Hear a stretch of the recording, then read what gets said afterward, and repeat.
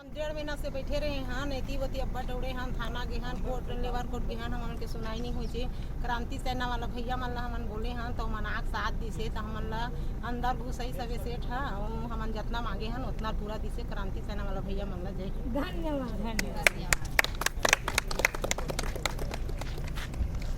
छत्तीसगढ़ मैं यश साहू अभनपुर खंड के अध्यक्ष छत्तीसगढ़िया क्रांति सेना हमला बहनी मन बताए रही से कि यहाँ अनेक प्रकार के शोषण होते करके यहाँ छत्तीसगढ़िया क्रांति सेना मन सब जन आहन और प्रबंधन के बीच में बैठ के समझौता हुई से और सब मांग ला माने बर सेठ तैयार हुई से।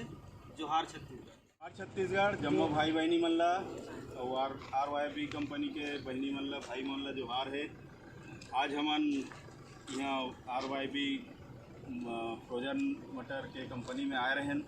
हमार बहनी मन के 1 महीना से लगभग परेशानी रही से तेकर शिकायत हमार कराए रही से तो ओला हल करे बर हमन आज प्रबंधन के साथ बैठक करे हन।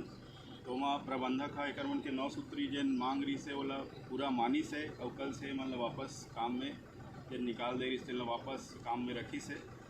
जोहार छत्तीसगढ़।